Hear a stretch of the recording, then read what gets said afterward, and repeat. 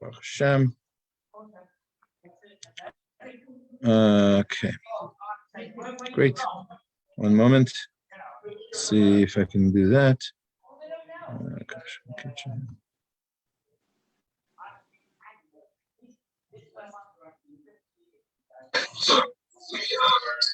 Okay. All right, here we go. I got this. All right, welcome everybody. Sorry for the technical difficulties and sorry that I'm starting late. But the important thing is we're here. We're all here together. And we have quite a bit of quite a few topics to deal with today. What the title of the class is: Efficient Pesach Shopping and Cleaning. And to begin with, we need to discuss a few things. First of all, as we ended the class last week, people were asking questions about the selling of chametz, and we need to discuss that a little bit. I gave an answer without really researching it very well, and it was the incorrect answer. So I'd like to clarify the correct answer now and make sure it's clear for everybody. The idea of selling chametz is an ancient idea. It goes at least as far back as the Talmud or so, and it's rabbinic. And the idea really was, it's not the ideal thing to do, selling your chametz before Pesach. Really, you should get rid of the chametz. You should not have any. But that's sometimes quite impossible to do. Say you have a lot. Say you own you own barrels and barrels of whiskey. Okay, whiskey is chametz. You shouldn't drink them all, right? You can't necessarily get rid of them, and maybe you want them to age. Whiskey is better with age, apparently, so they say. So what are you supposed to do? So because of this situation, the rabbis came up with an idea of selling the chametz, selling it to a non-Jew, and that's one way to get rid of the chametz. You don't own it because you've sold it. It has to be a complete, real sale, all official, all the details. I think we spoke about that before. One of the questions that's often asked is, what kind of chametz are we talking about? What do I mean? So there are different levels of chametz.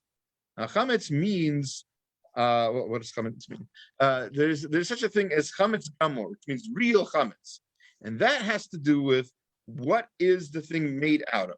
If the thing is made completely out of wheat that's been cooked, that's been baked with yeast, etc., so then it's chametz gamor. It's bread. It's real bread, and that's real chametz. Right, something that has like a mixture of chametz and other things. So it's chametz. It can't be used on Pesach for sure, but it's not only chametz; it's other things too. In which case, perhaps it's not the same level. And there are authorities who really discourage people from selling their chametz unless it's this more minor level of chametz. Right? It's not bread per se. It's a bread product or bread byproduct, perhaps. And then so it's less of a problem. So there are people who say that that's what you should be able to sell on chametz, but not necessarily chametz gamor, which is real, like bread and whiskey and those sorts of things. Now, as I mentioned before, the whole idea of selling the chametz comes from a situation where you have too much real chametz. It comes from the idea of having chametz gamor. So there are authorities, and I believe that's the at least the pervasive custom in our neighborhood, in our neck of the woods, is to sell chametz gamor as well. It doesn't have to be a chametz product or byproduct. It can be chametz altogether. You can actually sell real bread to your Gentile. You can sell real Cheerios and whiskey and everything else to a Gentile. You don't have to finish it. You don't have to get rid of it completely. You can sell it. That is, I believe that is the custom in our neighborhood. Now, although that's true, you should still try your best to get rid of the chametz in other ways as well. In other words, we're still going to try to eat chametz before Pesach. We're still going to try to, we're definitely going to clean the house for Pesach. We're going to mivatel the chametz. We're going to say that chametz doesn't mean anything to us. It's like the dust of the earth. And we're also going to burn the chametz. We're still going to do all of those things. And yet, we can sell some of our chametz and sort of secluded somewhere else, know where it is, and you don't have to check that area for chametz because you know it's there. What are you checking for? This is the game we're playing. I wonder if there's chametz in this whiskey bottle. Yeah, you know that there is, and you know where the whiskey bottle is, so you're putting it away. You lock up your closets that have the chametz in them. You don't have to worry about them for Pesach. You've sold the whole, and it's better to sell the entire closet, right, that the products are in, and that way you will have fewer problems. Now, one of the things I was asked last time was, where do you sell this? Let's say you're going out of town, right? You're starting out in town A, and you're traveling to town B for Pesach. Where should you sell the chametz? So I remembered that you're supposed to sell it in town B, but actually that's not correct. The ideal is sell it wherever the chametz is, as somebody pointed out while I was answering this. Obviously you want to sell the chametz where it is. However, you should tell the rabbi you're selling it through, not the one you're selling it to, right? Rabbis don't buy chametz. Rabbis sell the chametz for you, right? If they own the chametz, it's a big problem for them, right? It's a Jew owning chametz. So hopefully they're Jewish. Joke, rabbi. All right. Anyway, so you should tell the rabbi that you're selling it through whom you are selling it. That's the proper way to say it grammatically. The rabbi through whom you are selling the chametz, you should tell that rabbi that you're what zip code, but which time zone you're going to be in. Right, because your Pesach might still be ongoing or might have ended earlier than other people's, and so that is going to be factored into the wording of the sale to the non-Jew. Okay, enough said about that. Correct? I think we've explained that as best we can. Any other questions about selling chametz? Okay, great. Let's move on then. Let's talk about cleaning. Let's talk about cleaning, and we've mentioned. I like to mention very much. It's one of my favorite introductions to the laws of Pesach. Is from the Aruch HaShulchan. So when he talks about cleaning for Pesach, he says, and I think I mentioned this last week. He said we could tell people how lenient they can be about cleaning for Pesach, but our holy women already scrubbed the chairs with toothpicks, so there's no point in saying anything at this point. So people already back then, 100 years ago, were already much more stringent than the law requires. The law does not, the halacha does not really care about every crumb of bread on your floor. It does not. The only problem is really a kazayit, which let's say is 1.1 ounces. So a piece of bread that's 1.1 ounces in volume is what we're really concerned about as chametz on Pesach. Okay? If the crumb you find smaller than that, that's not really the problem. Yes, it can combine with other crumbs, et cetera, et cetera. All right, I get the point. But that's not really what you're cleaning for. Let's be honest. And this is something that Rabbi David Orlovsky talks about. He says, every year I speak before Pesach, and every year I hear lots of other speakers, and what they say is, women, this isn't spring cleaning, this is chametz cleaning, you don't confuse the two, et cetera, et cetera. And Rabbi Orlovsky says, you know what? Nobody listens to this anyway, so go ahead and do your spring cleaning.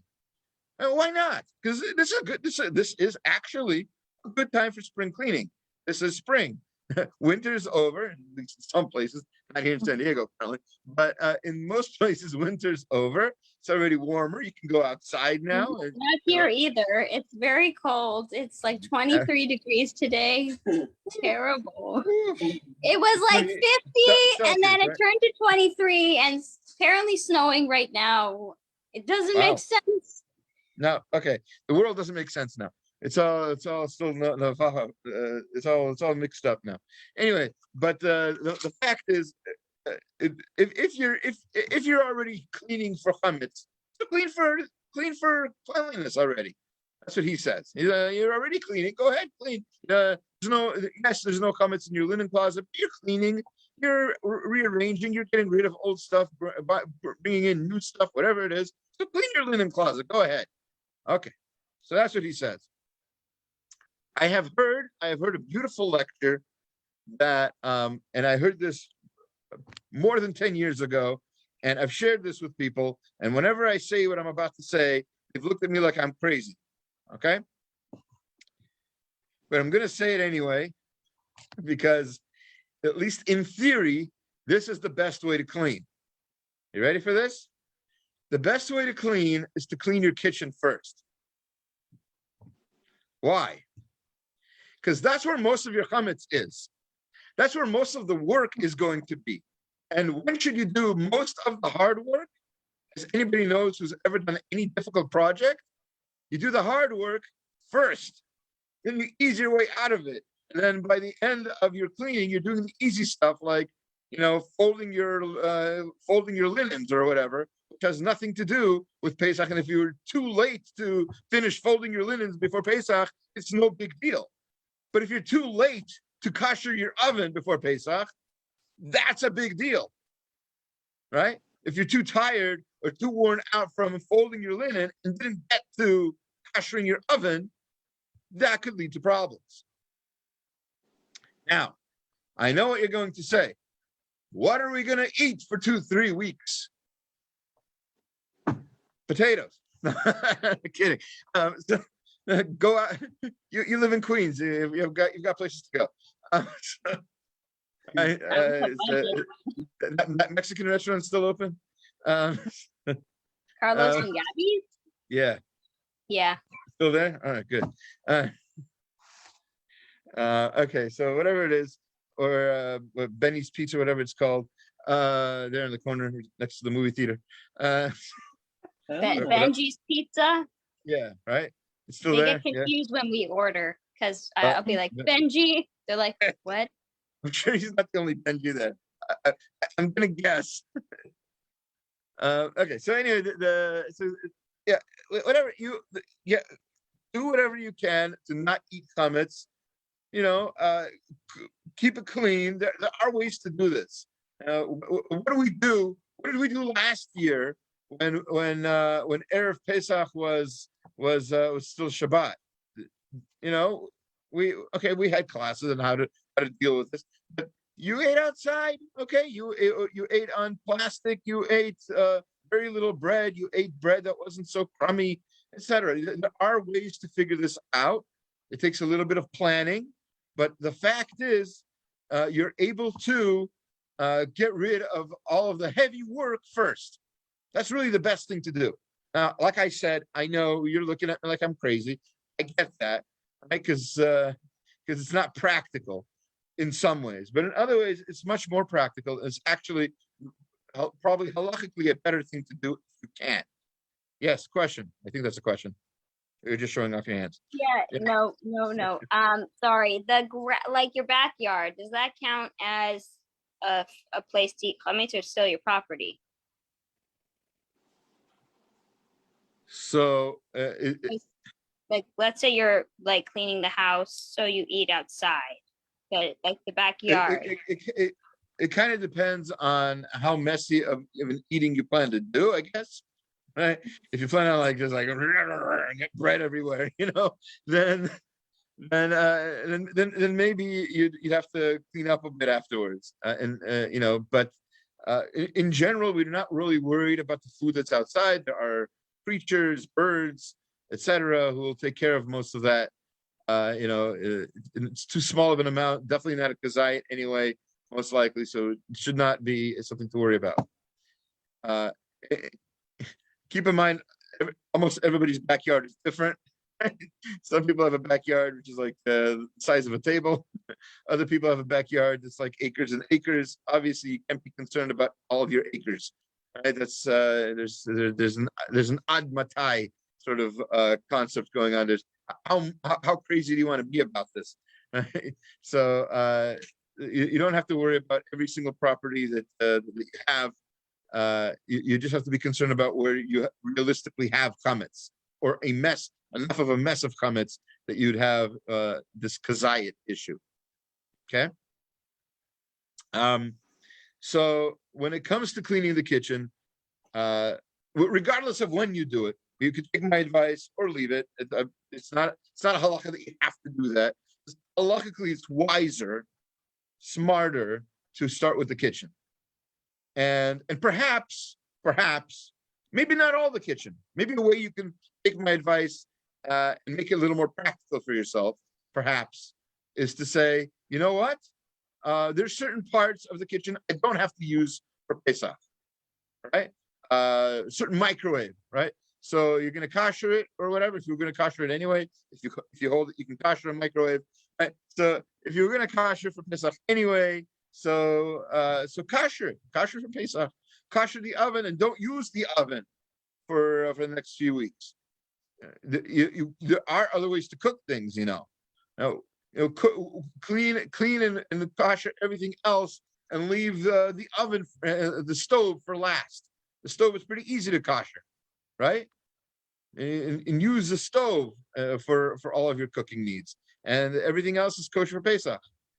Oh, how can I use a stove if it's right on top of the oven and the oven is for Pesach? You're nothing's going to fall into the oven if the oven is closed. There's nothing to worry about, right?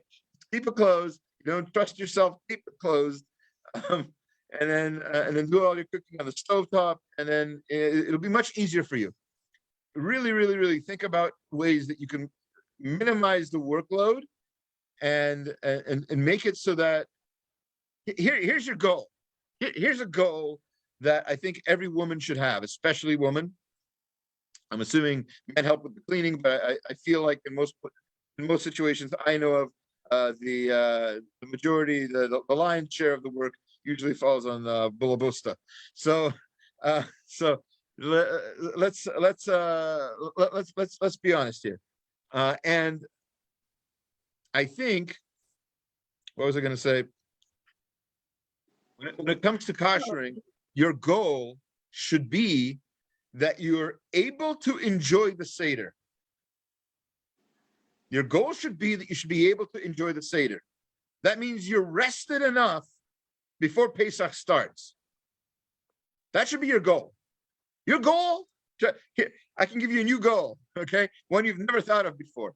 Your goal should be to nap Erev Pesach. If you could do that, you'll have an amazing Pesach. You'll have the best Pesach ever, right? The first Seder should not be like for most people. I think in America, unfortunately, the first Seder is like kind of like a practice run for the real Seder, is the second night, right?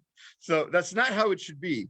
The first night should be holy. You should have Divrei Torah. You should be singing Nirtza. We'll talk about all this when we get to the Seder how-tos next week. But to prepare yourself for that Seder, you need to make sure you plan out, make a schedule of how you're going to clean the things you're going to clean, kosher the things you're going to kosher. And that's what I mean by making it an efficient concept. It should be efficient. It should not be too hard on you. It should be a pleasure, and it can be a pleasure. Cleaning can be fun sometimes. You should listen to music, listen to Divrei Torah, whatever it is that helps you, whistle while you work, whatever it is. And so whatever helps you to enjoy Pesach. Remember, you're doing a mitzvah by cleaning. It's a mitzvah. Right? You listen to the shofar. You weren't frowning the whole time, I hope, while you were listening to the shofar. Right? You listen to the shofar, you listen to the Megillah. These are all mitzvot. Cleaning for the house for Pesach is on a level of mitzvah. You should definitely do it in a beautiful way as much as possible. Let's see. I have a video. I was going to edit a video for you. I ran out of time, but I have a video of me koshering somebody's kitchen. I have permission from them to record and to then show the video. It's not complete, but I'm going to skip around from parts to parts to talk about certain parts of the koshering process. By the way, koshering a kitchen for Pesach is the same as koshering a kitchen anytime you want to kosher a kitchen. Let's say you move to a new apartment or built a new, not built, if it's built, you don't have to kosher anything. But, you moved, or you're staying in somebody's Airbnb or a hotel that has a kitchen or whatever it is. Any situation where you can kosher a kitchen, everybody's able to do that. You don't need a rabbi to kosher your kitchen. Okay? And that's one of the things I like to emphasize. I can help you. Other rabbis can help you, but really everybody's supposed to be, actually one of the verses in last week's Parsha makes it very clear, everybody should be, literally the last verse look at the Rashi in the last Rashi in last week's Parsha, everybody should be on the level that they should know the difference between what's kosher and what's not kosher. You should know. That's not just for rabbis. Okay, so I'm going to try to share my screen. Let's see if this works. Let's see if this works. Oh, that's not what I want to do. Optimize for video clip. Interesting. All right, well, I guess it's this. And then this. Do you see the video? Do you see me? Yes. Yeah. All right, good. All right. I'm going to be using this book, Keeping Kosher in the Kitchen, as reference for Rabbi Daniel Channon. He's the rabbi I got my smicha from. So, it's a recent book. That's enough about that. So then, Previous time. But let me try to figure out. okay, so this is a glass. You just put it on high. This is this one. Okay, so this is a glass stovetop, and it's becoming more and more popular. Let me tell you how not to kosher a glass stovetop. Do not pour boiling water on it. You know why? It'll crack. It will crack and it'll break it. And although that might be more kosher than not kosher, it's useless. And so it's a very fancy glass. So do not do that. The way to kosher a glass stovetop, as you see me demonstrating over here, is you turn all of the burners, there's 4 of them in this particular case, usually are 4, you turn them on to their highest setting for the amount of time that it takes them to get to as hot as they get.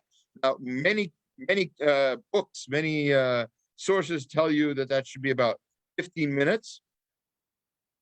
And the fact is, 15 minutes is what's 15 minutes? 15 minutes is just a random. Oh, it's an interesting video I'm taking. 15 minutes is just let's see if I can do it correctly. This video is not coming out as well as I'd like. Anyway, so let's see. So what's 15 minutes when it comes to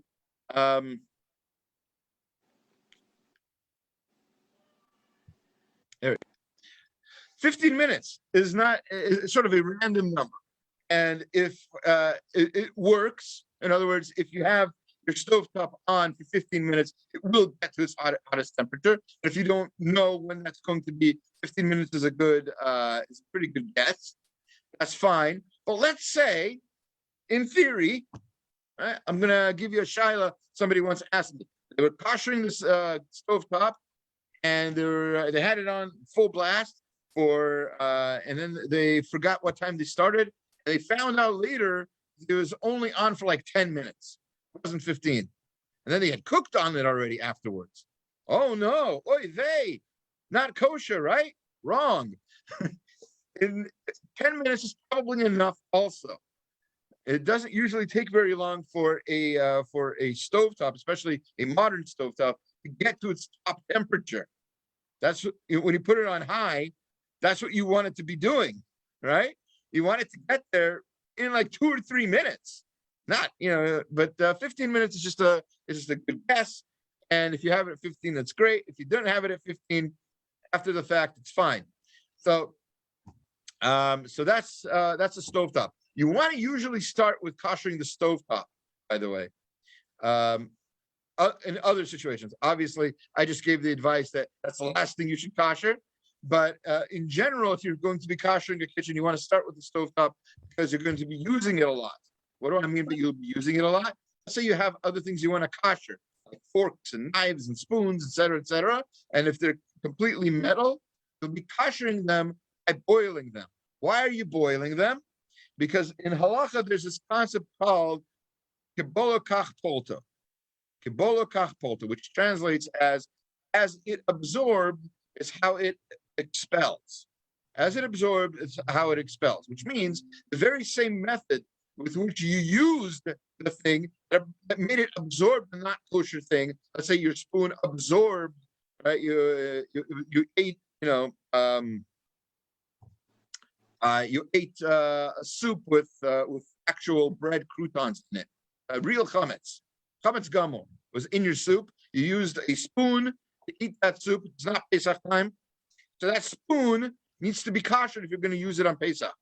Now, we are very stringent on Pesach, where the custom is, this is a custom, by the way, that we do not kosher those things that have attachments.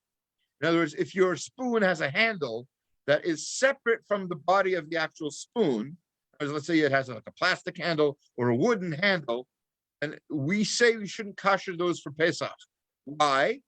Because we're not sure that you're really getting everything that's in all the nuts and bolts of all the things that are attached. There might be some chametz, hiding in between the recesses of the handle or whatever. So ordinarily we don't worry about that when it comes to kashrut.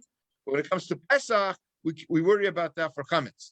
So if it's one whole piece, a spoon where the actual spoon and the handle are made of the same material, there's nothing attached, right?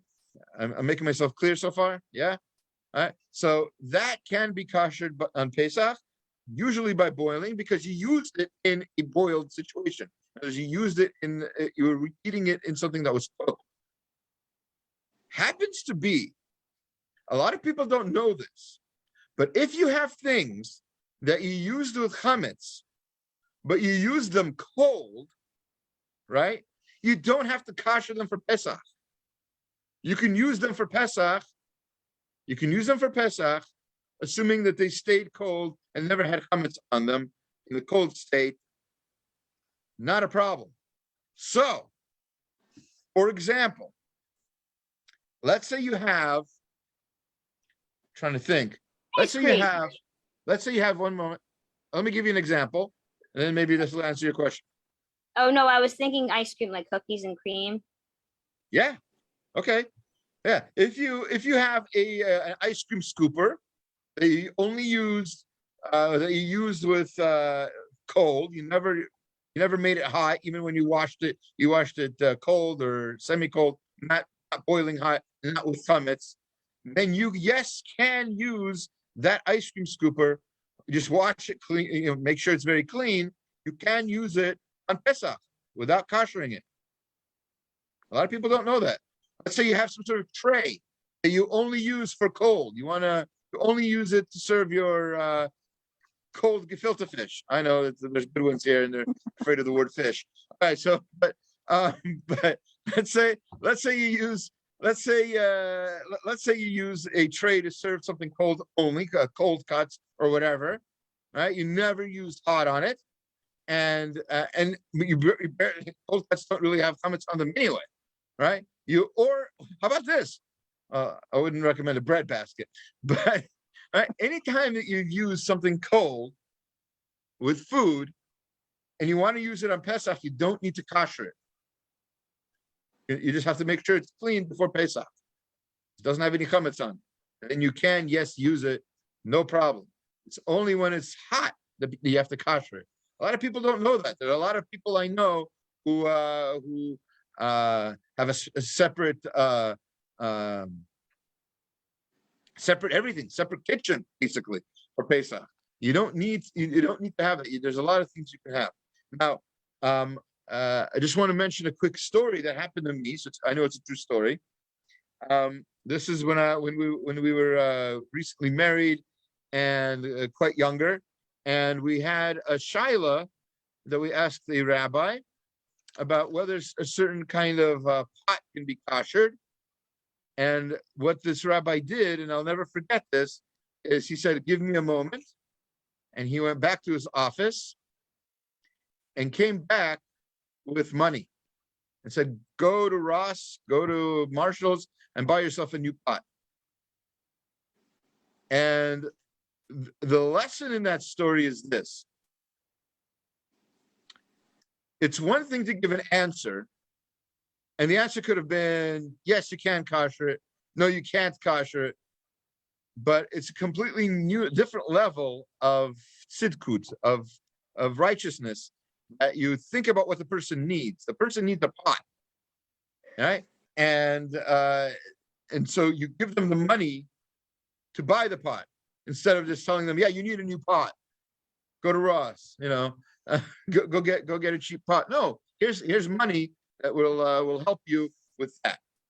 So that's actually a good idea. It's a good thing to have separate things for Pesach. This whole koshering can get not only is it there's a few problems with koshering.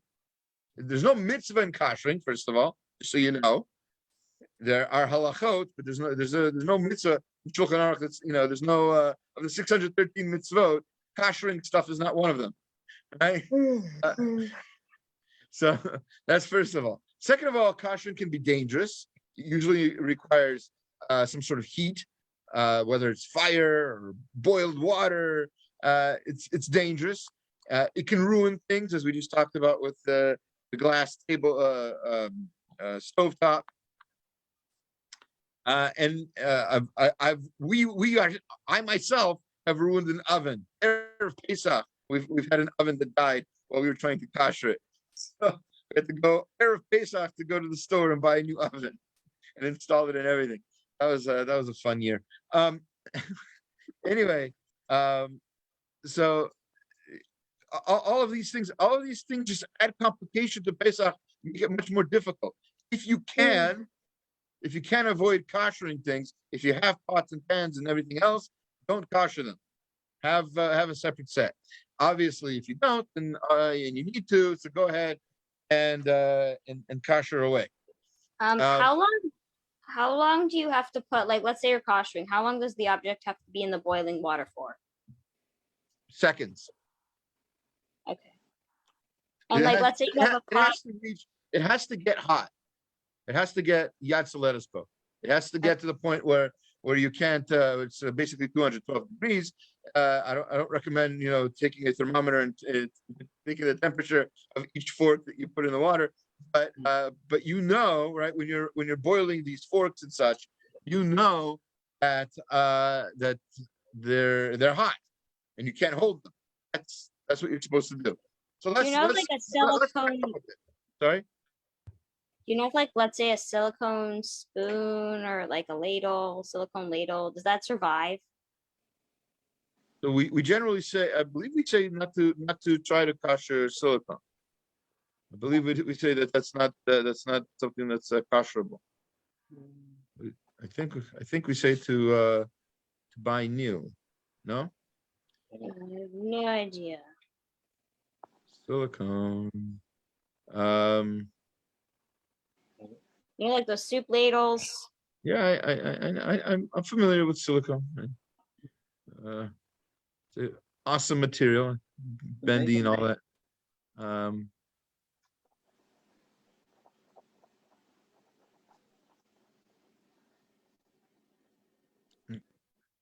Well, let's go back. We're sort of like jumping the gun here a little bit with very specific materials. So let's talk about koshering. So you've got this stovetop. Let's say it's a usual typical stovetop. So the way to kosher it is you clean it well, right? You turn on the burners at their highest temperature for about 15 minutes or so, till everything is at the highest it can be, and that basically burns off any potential chametz. Whatever chametz is left on is not edible, so it's also fine. That's how you kosher the stovetop. Once the stovetop is koshered, now you can take care of koshering other things as well. So you take a pot, for instance, let's say it's not a kosher for Pesach pot. Turn on the stovetop. You put the pot on with water inside. It's the water starts boiling. It's not kosher yet. How are you going to kosher the entire pot? By putting something else into the pot. It'll make the water boil over. And what most people recommend is a stone, right? Obviously, you have to be careful with this. If you drop the stone too heavy, it'll splash on you. You don't want boiling water to splash on you. That will hurt. Not safe. So don't do that. Put it in gently. Make it boils over. It makes awful noises. It might put out the fire. That's fine. That's all par for the course.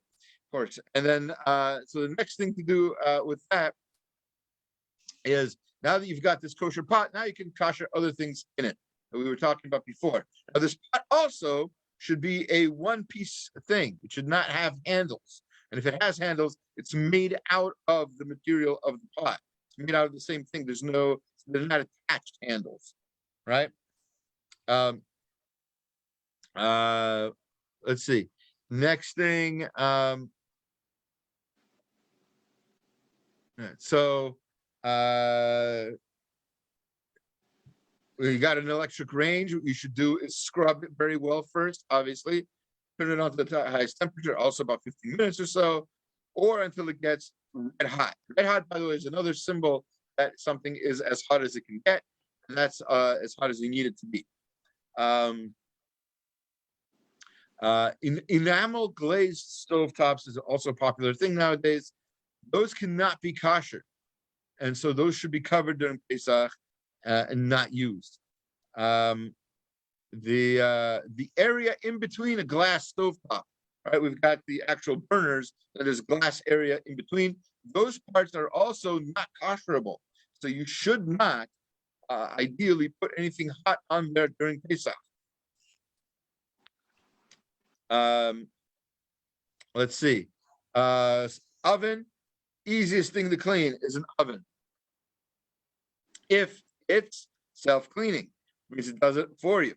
All right. So what you do is you scrub everything down as best you can, and then you put on the self-cleaning mode, and then it all gets so hot that the food, any edible part of the food, is destroyed and cannot be eaten. So that's what you do.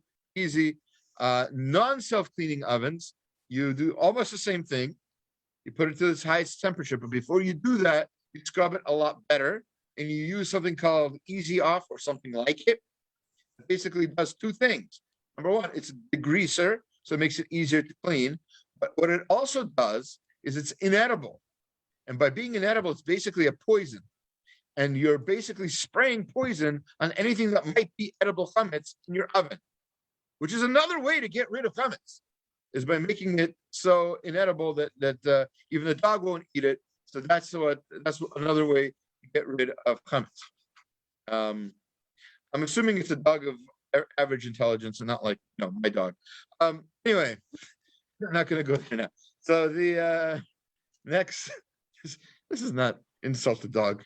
But let's say that little piece of like not edible chametz like falls into your pot of food. That doesn't count like as that 1/60th type of like or whatever, not less than the 60th. You know how like if something when is this happening? When is this chametz falling into your pot? On Pesach? Like in the oven, or I don't know, like that idea of like a little crumb goes into your food. Yeah, I do know the idea. Yes. So we do say there is such a concept as bittul. Something can be nullified in 60, especially before Pesach. It's much easier, right? On Pesach itself, there's complications. One of them is like, where'd you get this chametz from? Right? You have to, right? Because you got rid of your chametz. So why is there chametz falling in in your food. So there's that. But yeah, that's that's the best way to get rid of that particular issue. Sinks. Can I? Sinks. Sinks are problematic. If they are stainless steel,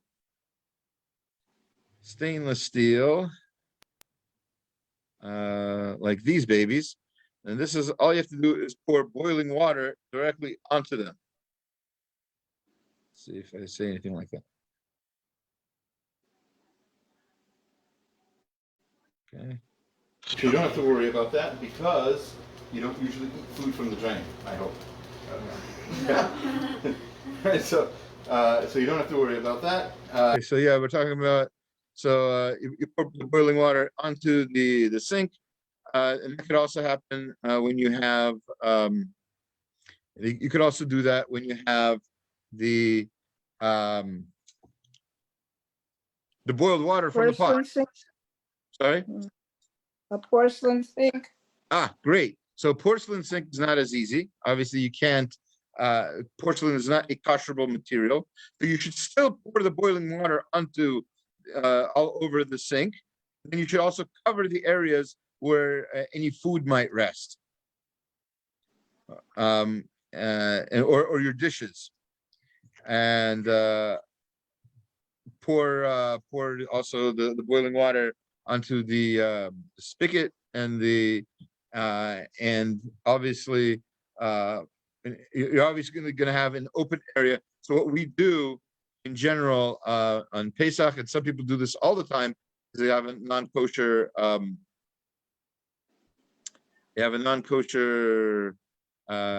sorry. A lot of people have this it's kind of a sink, so it's not, you can't kosher it. So what they do is they have it mostly covered except for the drain, and that's how they do that. That's and you can have inserts. That's a very popular thing to do. Buy a bin, punch some holes into it, or one big hole if you want, and then you can have your dishes in there. Elevated from the surface would be ideal. Let's see. So yeah, the microwaves, as I sort of alluded to before, microwaves, not everybody says are kosherable. I think most people say they are.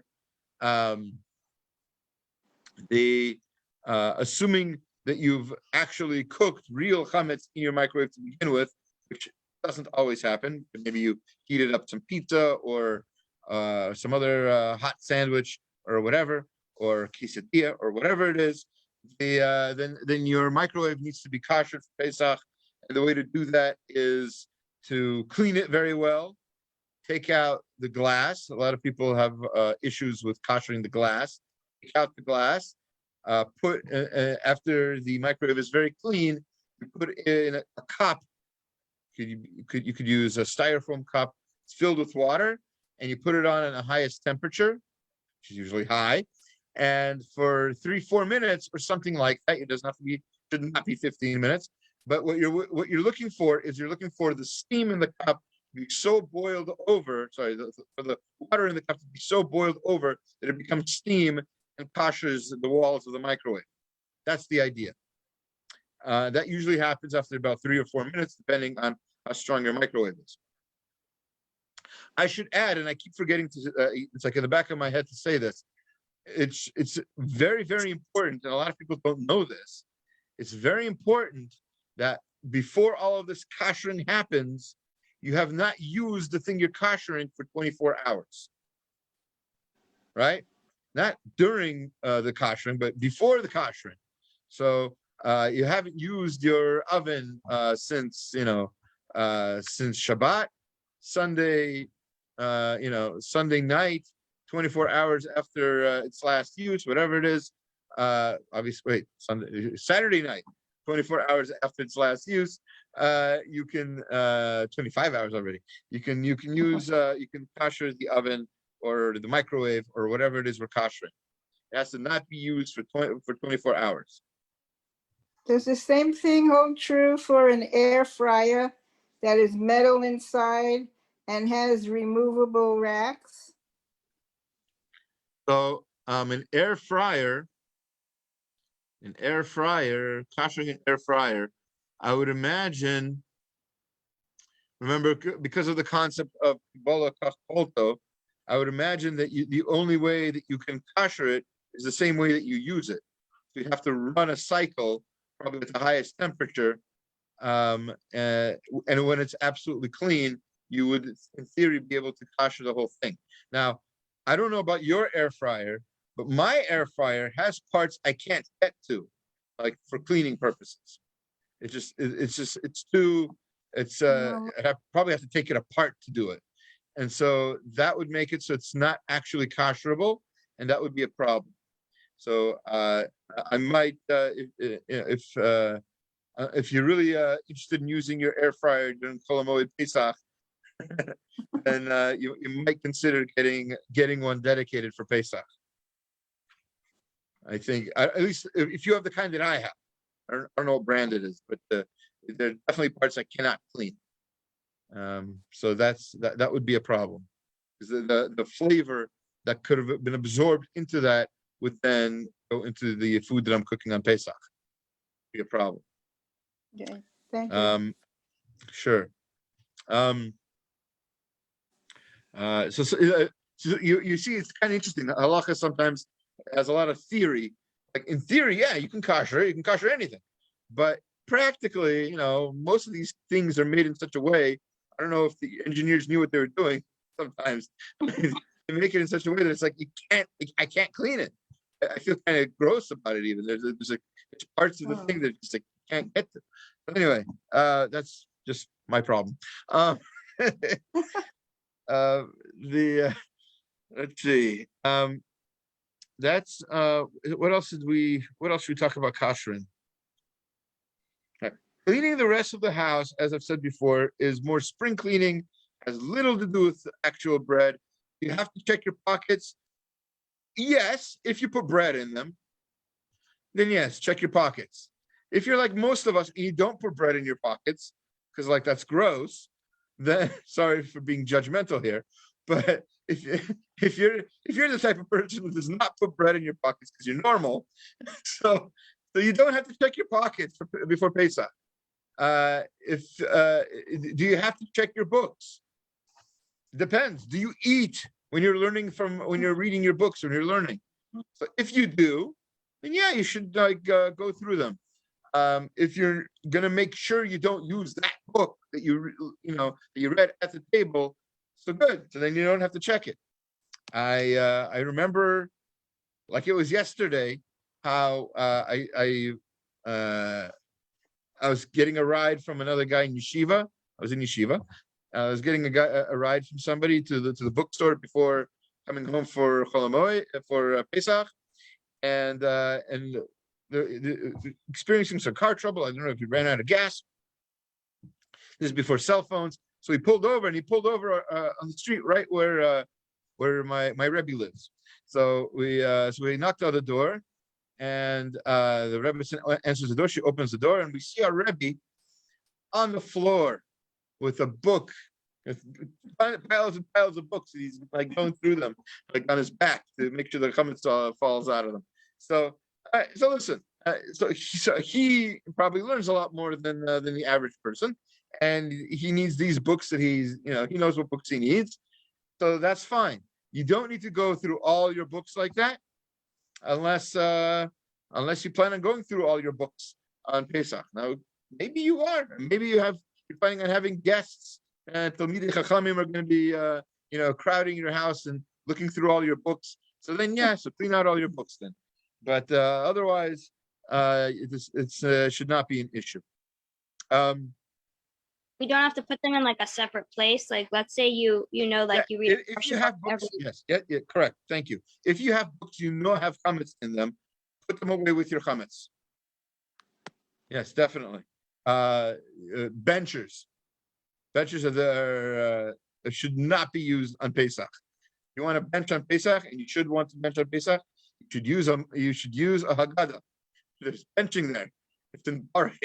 let me tell you where it is. I don't know what page it is in your Haggadah, but it's in Baruch. That's the section. So you'll always be able to find it easy enough. Most people who print Haggadahs know that you're going to use those as benching. So they have the benching for Chol HaMoed there too, right? It's not just the benching for Yom Tov, different harachamans, whatever. Okay. Anyway, so that's that. Shabbat is in there. Okay. Good.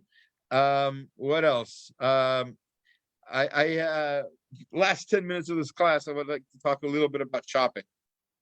Okay. Most years I would recommend people go to the Rabbi Eidlitz's tour. Last year we didn't have a tour, so my wife and I made a tour of Kiel's, right? I will recommend, and I'll put on the video, I'll put the link in the comments. I'll put the link to that video. It still exists. It's on YouTube somewhere. Most of the information did not change. I can't think of anything that changed from last year to this year in terms of food. You'll just have probably lesser selection of things because, supply shortages. Food shortages is a real thing, according to our president last week. So keep that in mind. Always smart shopping is important. Shop ahead of time. Don't wait for the last minute. When I used to work at Ralph's, people would come in Erev Pesach or Erev Pesach and say, "Where's the Shmura Matzah?"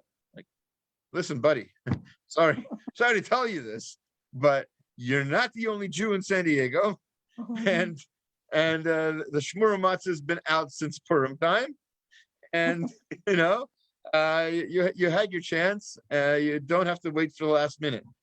Pesach didn't just like pop up on the calendar all of a sudden. Ooh, on Pesach, you knew about it. You could have planned ahead. Don't ask for a brisket Erev Pesach from your local meat store. That's it's not going to happen. I remember one of the saddest events, I would say, in my experience as mashgiach at Ralph's. Probably the saddest event was when a Jewish guy came by. It was right before Pesach, and he asked for a shank bone. I think I told the story last year. He asked for a shank bone, and as you know, shank bones are rare. They come from the leg of a sheep. To get a real shank bone is gonna, you're not gonna get the whole thing. You might get a chunk, but even if you want a small chunk, and you're in a small town like San Diego, there isn't going to be that many. So what the rabbis have been recommending for generations, for centuries, if not millennia, is that you don't have to use a shank bone for the shank bone. You can use a chicken bone. So I told this to a person who was becoming rather irate. I need that shank bone. How am I going to have a Pesach Seder without a shank bone? I'm going to have my mother's ex-husband's best friend coming, and he's going to bring his neighbor, and he's a Mormon, but I want a good shank bone to show him. But okay, listen, I'm sorry for your very interesting story, but the best thing to use for a shank bone is really a chicken bone. That's what I've used. Every single Seder I've ever led has not been with sheep. I've always used a chicken leg or chicken wing even. It's fine as long as it's a zeroa. The point is it has to be a bone. Doesn't matter what bone it is. So what does he do? He says, okay, I'll take care of it. How does he take care of it? He goes to the treif section, the non-kosher meat section, and gets a shank bone from there. I don't know the point of that. Like why do you need to have a Seder? Like, why are you like you came for a kosher shank bone, so now you're going to go to get a non-kosher and maybe even a non-kosher animal. It's definitely not shechted kosher. It was killed in this terrible, inhumane way gas and hammers or whatever else they use nowadays, electricity. So it was killed in this terrible way. It's a treifa altogether, right? And then you're going to use its bone for, and you're going to cook it in your kosher Pesach oven. Does that make sense?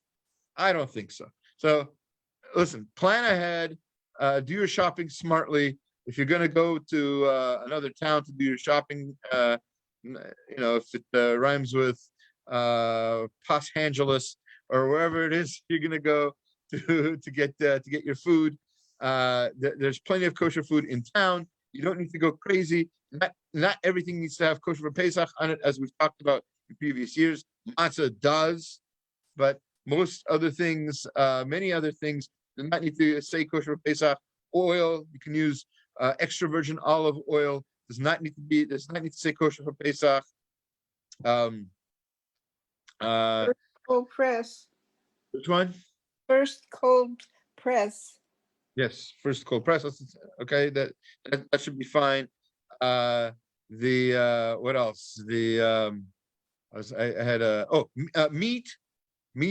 If it's chunks like steak or biscuit or anything else, does not need to say kosher for Pesach on it. If you're worried that somebody used a chametz knife on your meat, first of all, that's highly unlikely, because in those places where they cut meat, they don't also cut bread. Certainly not with the same knife. It just does not make sense. But if they did, you can just wash it off before Pesach, not a problem. Again, because it's cold, you don't have to kosher it from the chametz, right? So it doesn't need to say kosher for Pesach on the brisket, on the steaks, on the chickens even. When it comes to processed meats, that's a different issue. Some processing it actually includes using breading, right? So the salamis, the hot dogs. Nobody really knows what goes into hot dogs, and unless you've read The Jungle, you probably don't want to know what goes into hot dogs. And what else? So yeah, again, efficiency, doing it in a smart way, in a timely way, with the goal is to enjoy the Seder, to enjoy your Yom Tov, right? To have a nap before Pesach. That's my bracha to you. Whatever you do, however you do it, you should be zoche, you should merit to be able to kosher your kitchen and have a kosher Pesach in a relaxed atmosphere, and you should have the opportunity to nap before Pesach. Amen. There you go. All right. Thank you very much. I'm going to stop the live share to Facebook, so you won't be embarrassed asking me questions I don't know the answers to.